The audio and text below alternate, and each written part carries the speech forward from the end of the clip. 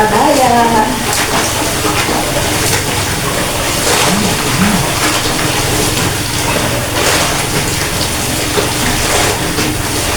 Pwede itong makina kasi sisira.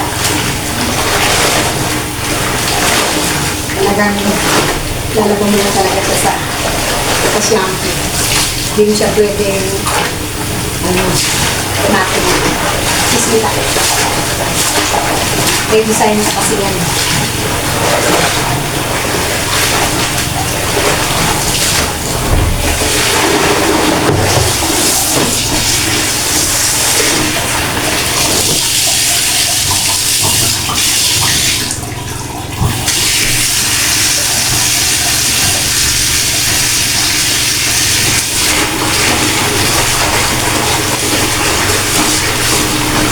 Dalawang sabon na to.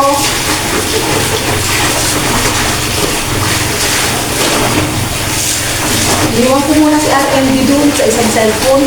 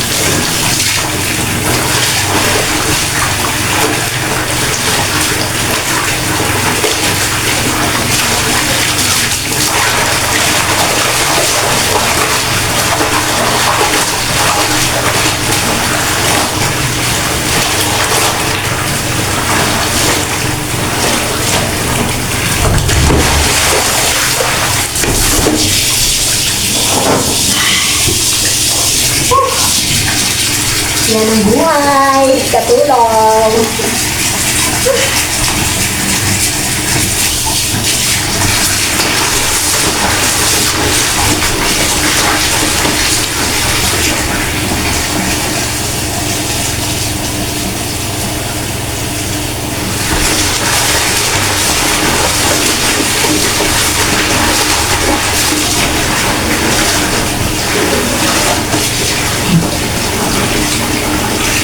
Malinaw na.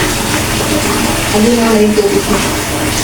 Pwede na siyang atuluan. Bago maglabas.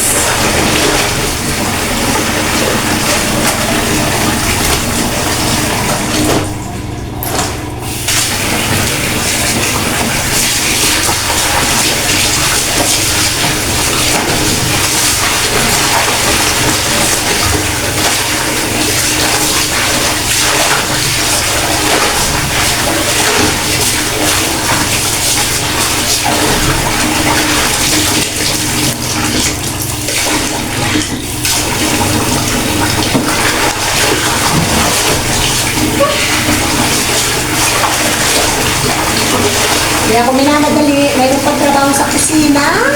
Madami pa. Hindi pa ako nakapag-map sa sahig. Alas 11 na ng umaga.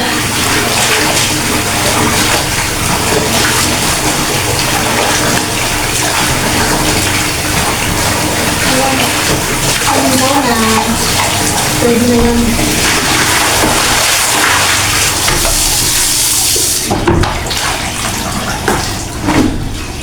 Tuluan ko muna bago ko siya ihangin para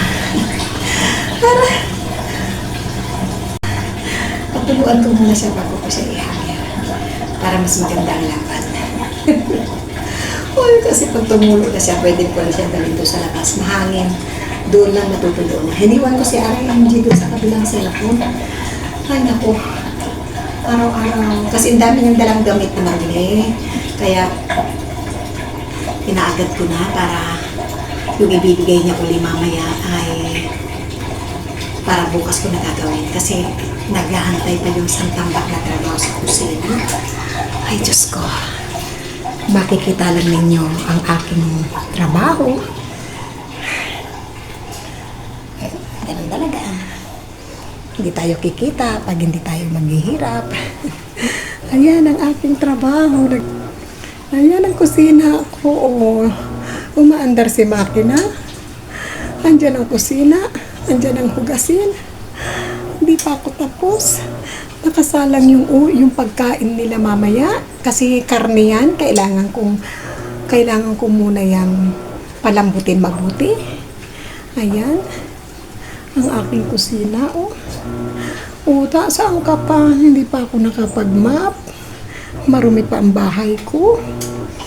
Ay, naku. Dito lang ako sa kusina. Pagtapos ko sa kubeta, dito naman ako sa kusina. Easy. Ay, pagod lang. Pero nakangiti pa rin. Kailangan kong lumiti para hindi ako pumangit. Kasi pag pumangit ako, hindi na kayo maganda. Ayan. Isampay ko muna yung aking abaya, ha? Salamat sa inyong lahat dyan. Dyan lang muna kayo. Bye-bye!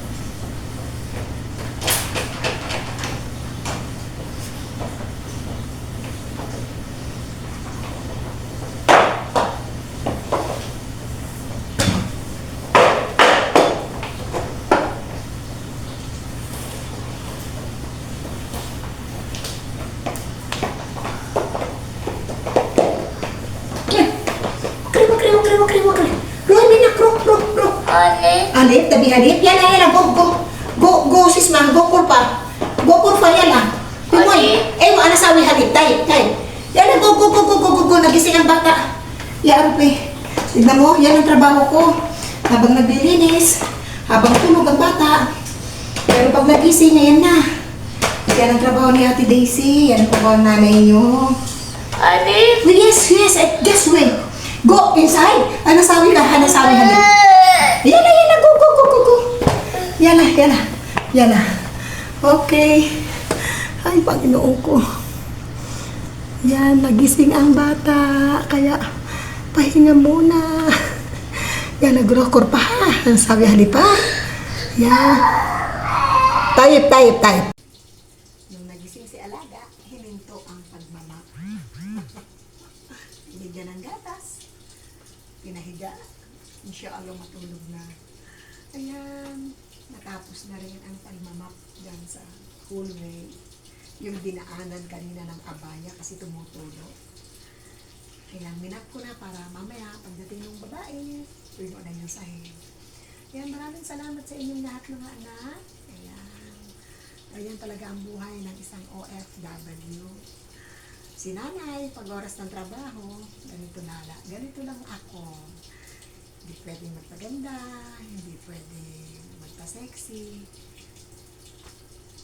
Time kasi ng trabaho. Tsaka, no way ang ganda. Dahil alam ko, mas maganda ako sa inyong lahat. Ayan.